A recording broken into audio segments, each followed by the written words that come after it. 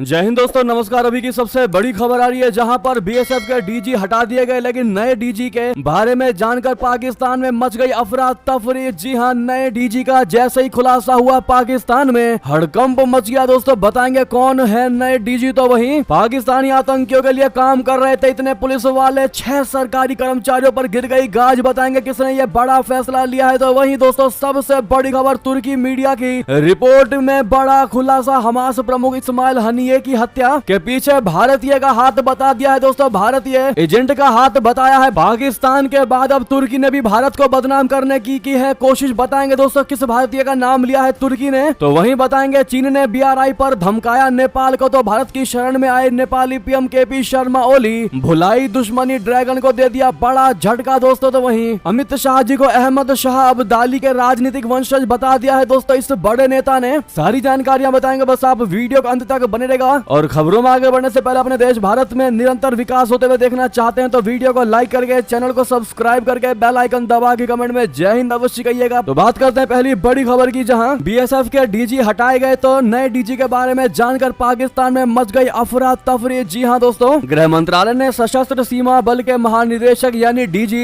दलजीत सिंह चौधरी को अगले आदेश तक सीमा सुरक्षा बल के महानिदेशक पद का अतिरिक्त प्रभार सौंप दिया है। और यह कदम बीएसएफ डीजी नितिन अग्रवाल को उनके राज्य कैडर में वापस भेजे जाने के एक दिन बाद उठाया गया है। यानी आज 1990 बैच के आईपीएस अधिकारी दलजीत सिंह ने इस साल जनवरी में एसएसबी महानिदेशक के तौर पर पदभार संभाला था। केंद्र सरकार ने 19 जनवरी को उन्हें एसएसबी का विशेष महानिदेशक नियुक्त किया था। एसएसबी महानिदेश नियुक्त होने से पहले वो सीआरपीएफ के विशेष महानिदेशक पद पर तैनात थे। जी हाँ, केंद्र सरकार ने शुक्रवार को सीमा सुरक्षा बल के महानिदेशक नितिन अग्रवाल और उनके डिप्टी विशेष डीजी वाईबी खुरानिया को तत्काल प्रभाव से हटा दिया था। सरकार की ओर से जारी आदेश के मुताबिक दोनों के मूल राज्य कैडर में वापस भेज दिया गया है। नितिन अग्रवाल 1989 बैच के केरल कैडर के अधिकारी हैं, जबकि वाईबी खुरानिया 1990 बैच के ओडिशा कैडर के अधिकारी है। लेकिन दोस्तों मानने वाली बात यह है, दलजीत सिंह चौधरी को अगले आदेश तक सीमा सुरक्षा बल के महानिदेशक नियुक्त करने पर पाकिस्तान में हड़कंप मच गया है। साथ में आतंकवादियों के पैरों तले जमीन खिसक गई है। तो वहीं बता दें, इतना ही नहीं, पाकिस्तानी आतंकियों के लिए काम कर रहे थे पुलिस वाले 6 सरकारी कर्मचारियों पर गिर गई गाज। जी हाँ, जम्मू कश्मीर में आतंकी फंडिंग से जुड़े एक रैकेट का भंडाफोड़ किया गया है। ड्रग्स बेचकर आतंकियों की मदद करने के मामले में 6 सरकारी अधिकारियों पर कड़ी कार्रवाई करते हुए उन्हें तत्काल बर्खास्त कर दिया गया है। इसमें 5 पुलिसकर्मी और 1 शिक्षक भी शामिल है। जांच में पता चला है कि ये सभी सरकारी कर्मचारी पाकिस्तान के आईएसआई के एक नार्को टेरर नेटवर्क का हिस्सा थे। जानकारी के मुताबिक ये लोग जम्मू कश्मीर में ड्रग्स के अवैध कारोबार में मदद करते थे और इससे प्राप्त फंडिंग का इस्तेमाल पाकिस्तान के आतंकी संगठन दहशत फैलाने के लिए किया करते हैं। पीटीआई के मुताबिक ड्रग्स की बिक्री के माध्यम से आतंकी फंडिंग से जुड़े 6 सरकारी कर्मचारियों पर एक्शन लिया गया है। जी हां दोस्तों, तो वहीं सबसे बड़ी खबर आपको बता दें, जहां पर तुर्की मीडिया की रिपोर्ट के अनुसार हमास प्रमुख इस्माइल हनिये की हत्या अमित नकेश नामक एक भारतीय मोसाद एजेंट ने किया है। जी हां, तुर्की 2024 के सबसे बड़े रहस्य को सुलझाने की कोशिश कर रहा है। कुछ रिपोर्ट्स में कहा गया है कि अमित नकेश एक पूर्व आईडीएफ अधिकारी है, यानी कि भारतीय मूल का इजराइल के आईडीएफ में ऑफिसर है, जिसे विशेष अभियानों में अनुभव है, एक्सपीरियंस है और वो एक गुप्त खुफिया इकाई में काम कर चुका है। हिब्रू भाषा में शब्द हत्यारा का अर्थ है हत्यारा। तुर्की के राष्ट्रपति एर्दोगन अभी भी सदमे में है। जी हाँ दोस्त, ऐसे में तुर्की मीडिया के इस रिपोर्ट में दोस्तों भारतीय मोसाद एजेंट जिसका नाम अमित नकेश है उसको फंसाया जा रहा है। दोस्तों कहीं ना कहीं भारत को बदनाम करने की कोशिश की जा रही है तुर्की के द्वारा, तुर्की के मीडिया के द्वारा, तुर्की के गवर्नमेंट के द्वारा। पहले पाकिस्तान ने इसमें भारतीय का हाथ बताया था, अब तुर्की भी भारतीयों को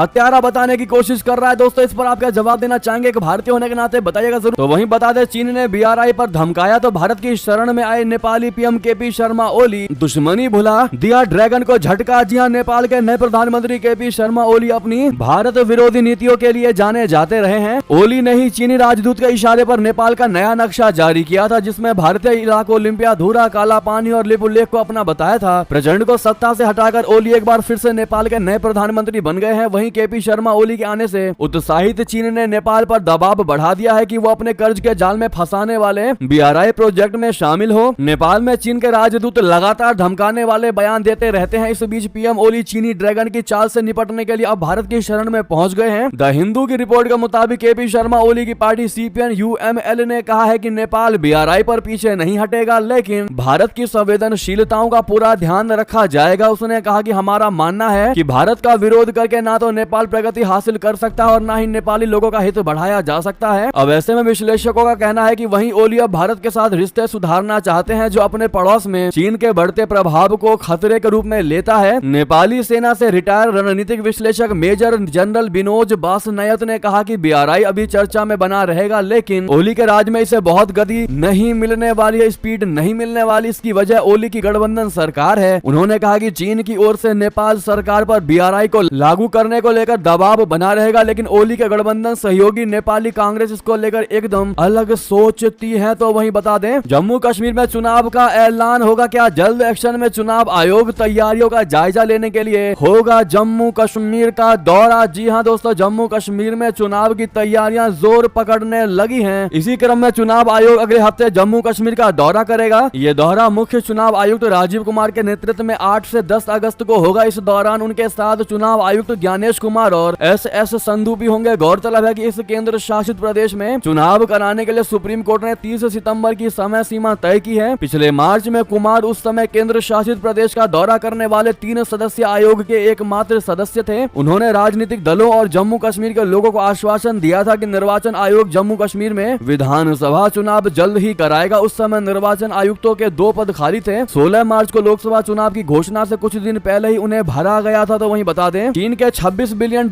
के कर्ज जाल में फंसा पाकिस्तान, गेम चेंजर सीपीसी ने ही कर डाला कंगाल। जी हां, पाकिस्तान बड़े आर्थिक संकट से जूझ रहा है। जुलाई में पाकिस्तान और अंतर्राष्ट्रीय मुद्रा कोष IMF के बीच $7 बिलियन के नए बेल आउट पैकेज की डील हुई है। इसके बाद एक बार फिर पाकिस्तान ने चीन के साथ अरबों डॉलर के कर्ज लौटाने से जुड़ी बातचीत शुरू कर दी है। बैठक में विदेशी मुद्रा भंडार में कमी के कारण चीन को ऊर्जा क्षेत्र के ऋण में कम से कम $16 बिलियन की देरी के साथ साथ $4 बिलियन के लिए अवधि बढ़ाने का प्रस्ताव शामिल है। पिछले सप्ताह पाकिस्तान के वित्त मंत्री मोहम्मद औरंगजेब चीन गए थे। यहाँ उन्होंने अरबों डॉलर के पाकिस्तान चीन आर्थिक गलियारे यानी CPEC के तहत चीनी कंपनियों की ओर से बनाए गए 9 पावर प्लांट्स के लिए कर्जे की समय सीमा बढ़ाने की मांग की थी। जी हां, पाकिस्तानी न्यूज आउटलेट डॉन की रिपोर्ट के मुताबिक शुक्रवार को प्रधानमंत्री शहबाज शरीफ ने कैबिनेट मीटिंग में कहा कि उन्होंने चीनी सरकार को एक पत्र लिखकर ऋण रिप्रोफाइलिंग यानी कि पुनः भुगतान का अनुरोध किया है। रिप्रोफाइलिंग ऋण रिस्ट्रक्चरिंग से अलग है। इसमें कर्जे की रकम में कटौती नहीं होती, बल्कि इसके भुगतान की तारीख को बढ़ा दी जाती है, जिसको रिप्रोफाइलिंग कहते हैं। पाकिस्तान पर लगातार इस बात का दबाव है कि वो पावर कंपनियां, मुख्य रूप से चीनी कंपनियां के साथ महंगे समझौते पर फिर से बातचीत करे। तो दोस्तों बता दें, लीबिया और आर्मेनिया में जो किया वही गाजा में करेगा तुर्की। जी हां, खलीफा एर्दोगन की इजराइल को धमकी में कितना दम, आपको बता दें। तुर्की के राष्ट्रपति रेसेप तैयब एर्दोगन ने 28 जुलाई को अपने गृहनगर राइज में बोलते हुए इजराइल पर जमकर निशाना साधा। उन्होंने कहा कि हमें बहुत मजबूत रहना चाहिए ताकि इजराइल फलस्तीन के साथ जाति ना कर सके। जो हमने काराबाग और लीबिया में एंट्री करके किया, हम उनके साथ भी कर सकते हैं। तुर्की के राष्ट्रपति ने साफ तौर पर यह नहीं बताया कि वे किस तरह के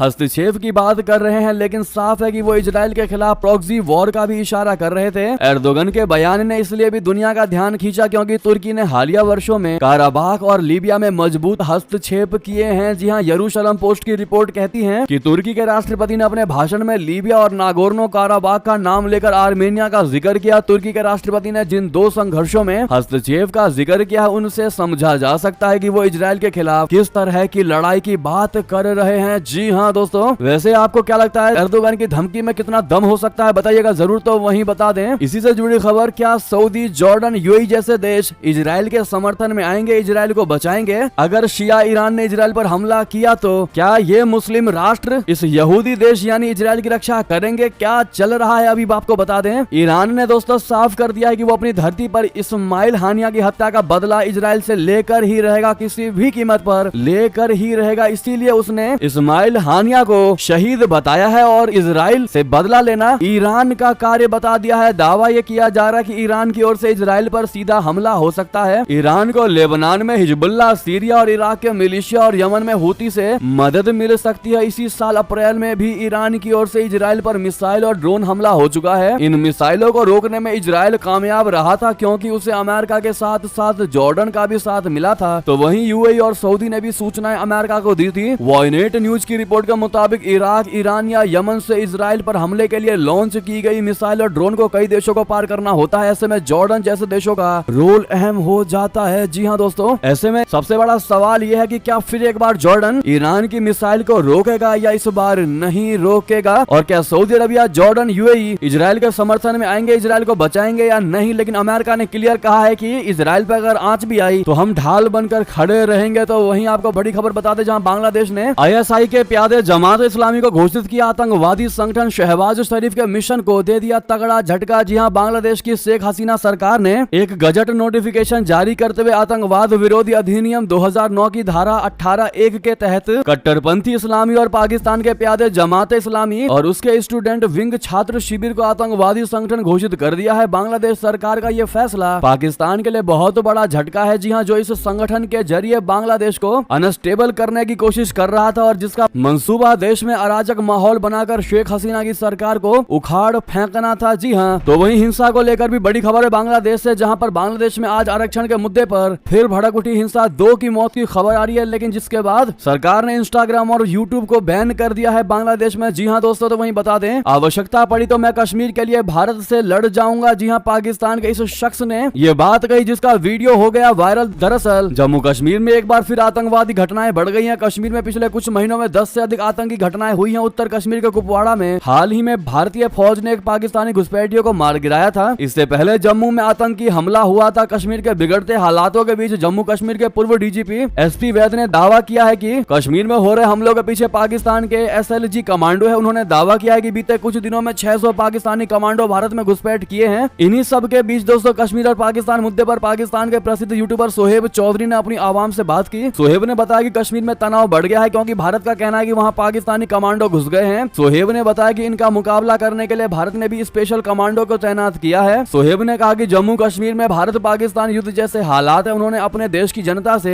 पूछा कि क्या मौजूदा समय में पाकिस्तान जंग लड़ने की हालत में है। तो इस सवाल का जवाब देते हुए पाकिस्तानी शख्स ने कहा कि अपनी पाकिस्तान की फौज के साथ हम खड़े हैं, जरूरत पड़ी तो जरूर लड़ने जाएंगे। शख्स ने कहा कि लेकिन मौजूदा समय में पाकिस्तान के हालात इतने खराब है कि आम लोगों के पास खाने तक के लिए पैसा नहीं है। शख्स ने कहा कि बिजली के बिल 16,000 से 25,000 के बीच में आ रहे हैं। पूरा दिन कमाते हैं तो किसी भी तरह भोजन नसीब नहीं होता। तो वहीं एक पाकिस्तानी शख्स ने कहा कि कश्मीर का मुद्दा हल होने वाला नहीं है क्योंकि पाकिस्तान के नेताओं की ये राजनीति है। कश्मीर के नाम पर पाकिस्तानी नेताओं को पैसा मिलता है। जी हाँ, अब ऐसे में जिस प्रकार से ये पाकिस्तानी शख्स आतंकवादी का विरोध करने के बजाय उल्टा कह रहा है कि वो कश्मीर के लिए भारत से लड़ जाएगा, इस पर आप क्या जवाब देना चाहेंगे दोस्तों? एक भारतीय होने के नाते जवाब जरूर दीजिएगा। तो वहीं बता दें, कनाडा और ऑस्ट्रेलिया की आंखों में चुभ रहे भारत के 3 राज्यों के छात्र वीजा आवेदनों को धड़ाधड़ किया रिजेक्ट। जी हाँ, भारतीय छात्रों को कनाडा और ऑस्ट्रेलिया वीजा देने में कंजूसी बरत रहा है। द प्रिंट ने अपनी रिपोर्ट में बताया कि कनाडा और ऑस्ट्रेलिया में उच्च अध्ययन करने के इच्छुक पंजाब, गुजरात और हरियाणा के वीजा आवेदकों को बड़ी संख्या में रिजेक्शन का सामना करना पड़ रहा है। इसकी वजह यह है कि इन देशों ने नियमों को कड़ा कर दिया है। इसमें खास तौर से भारत के कुछ राज्यों के छात्रों को कड़ी जांच का सामना करना पड़ रहा है। रिपोर्ट में विशेषज्ञों के हवाले से कहा गया है कि जिन देशों को लगता है कि आप प्रवासन के इच्छुक